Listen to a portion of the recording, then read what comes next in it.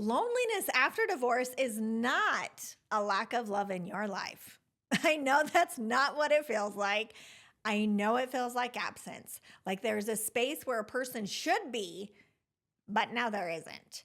But what if that loneliness is not telling you that you're unloved? What if it's telling you that you've been measuring love by the wrong standard your entire life?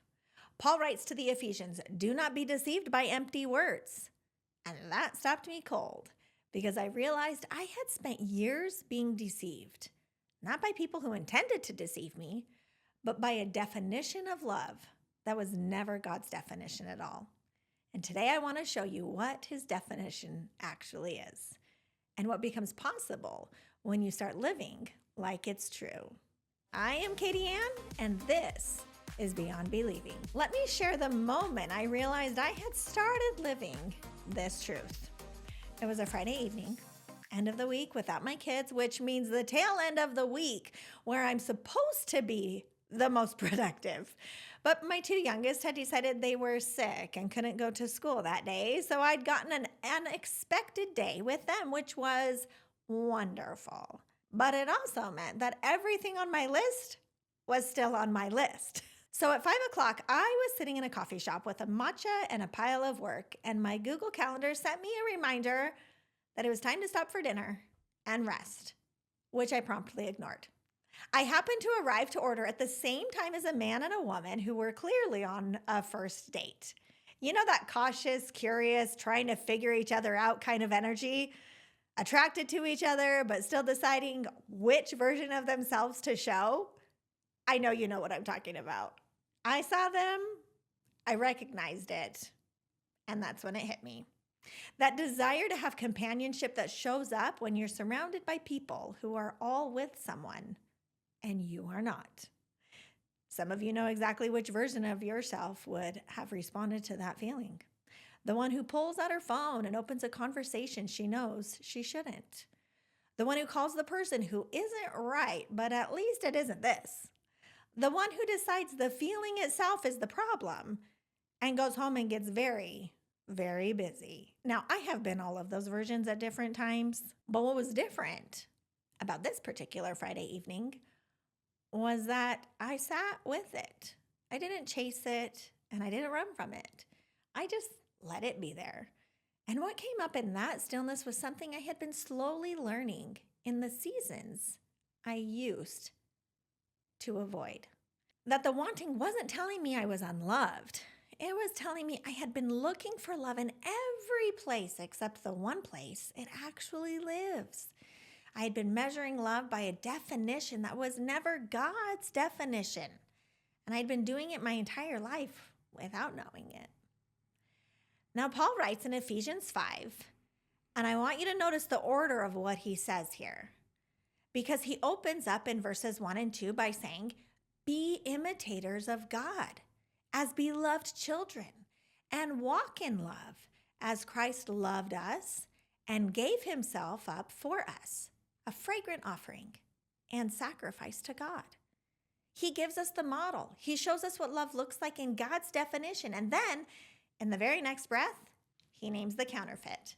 In verse 3, he says, "But sexual immorality and all impurity or covetousness must not even be named among you, as is proper among saints." And in verse 6 is the declaration, "Let no one deceive you with empty words." And in verse 7, he explains why. "Do not become partners with them. Do not be deceived by empty words." Empty words are exactly what the world uses to define love. The feeling, the physical connection, the presence of someone who makes you feel wanted and chosen and not alone. The world has packaged all of that and calls it love. And it is persuasive. And it is everywhere. And it is powerful. And it cannot hold you when the coffee shop empties out and you are still sitting there alone. Because it is a counterfeit.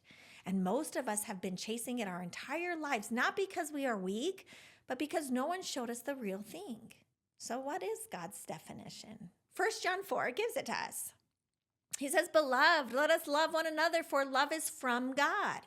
And whoever loves has been born of God and knows God. Anyone who does not love does not know God, because God is love. God is love, not God demonstrates love sometimes, not God is loving when you've earned it. God is love. Paul explains it as God's sacrificial, fragrant offering. It is not something he does. It is what he is, which means the only complete, uncounterfeit, fully delivering source of love in your life is not a person who may or may not show up. It is the unchanging character of God himself. And then 1 John 4:18 says, there is no fear in love, but perfect love casts out fear. For fear has to do with punishment, and whoever fears has not been perfected in love. Now, I have shared this many times before, but think about how many of the things we have called love in our lives that have produced fear.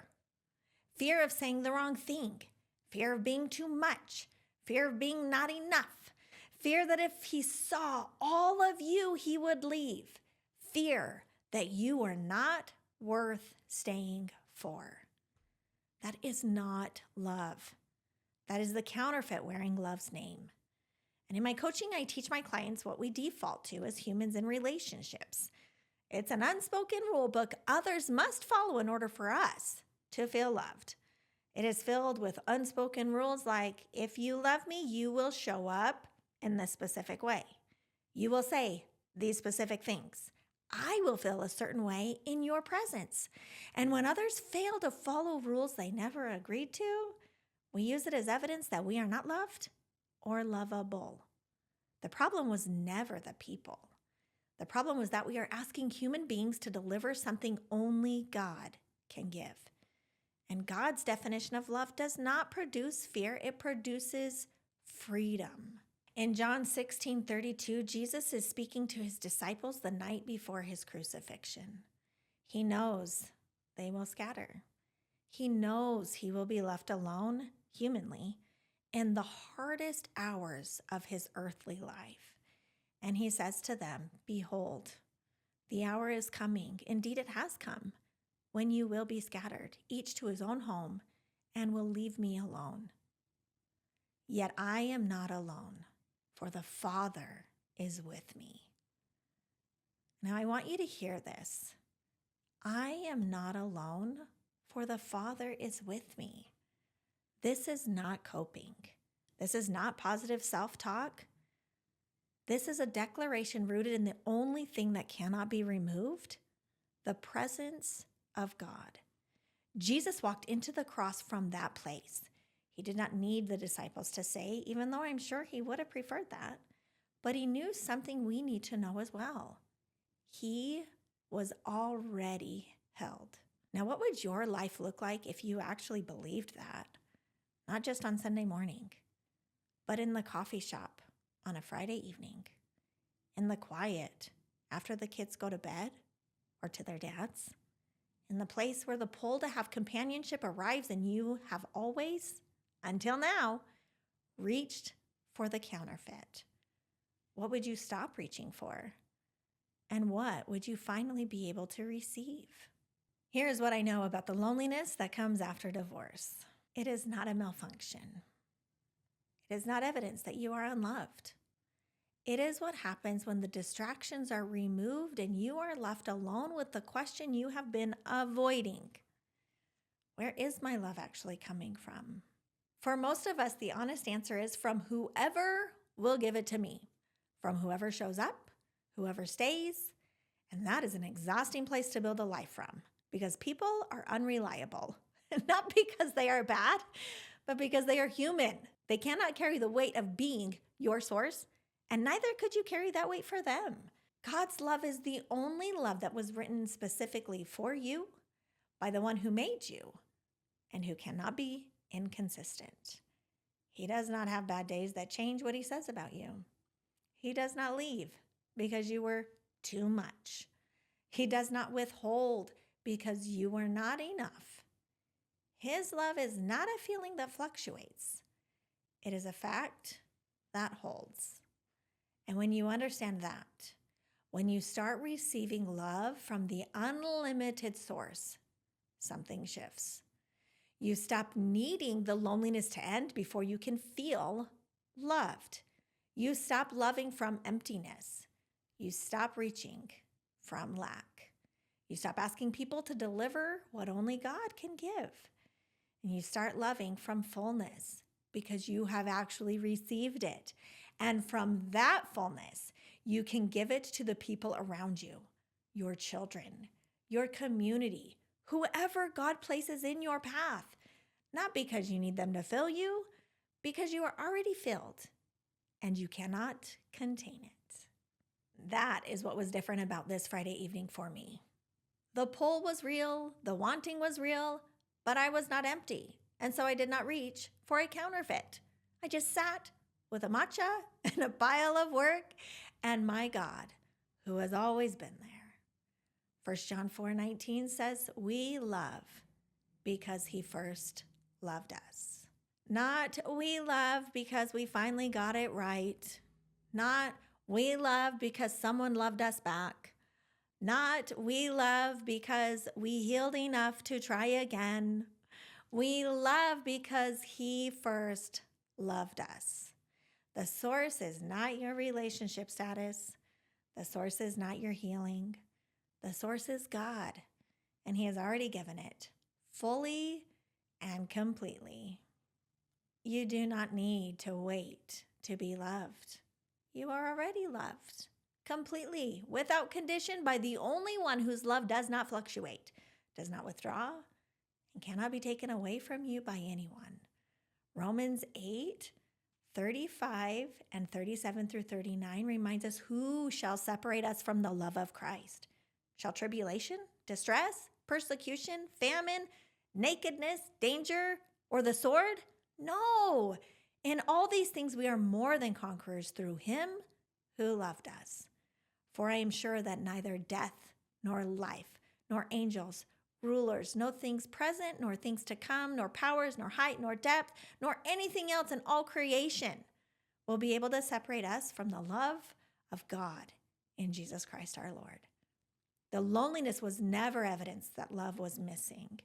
It was the classroom where you could finally learn what love actually is. And friend, it is time to stop chasing the counterfeit. Go find out what God actually says about you, and then start living like it's true. This is the work that I do in my coaching. Not to be the answer, but to point you to the one who is. To remind you that you have access to everything you truly desire, and to help you begin living like it today. If that conversation is one you are ready to have, you can apply for coaching at coachkatieann.com/call. And next week, we're going to talk about something I think every woman who has gone through divorce has felt, but may have never had the words for. What it actually looks like when your children watch you walk through the hard seasons. Not what you tell them, what they see. That episode is going to be one you will want to share. Make sure you are subscribed so you don't miss it. And if today's episode met you somewhere real, send it to one woman who needs to hear it as well.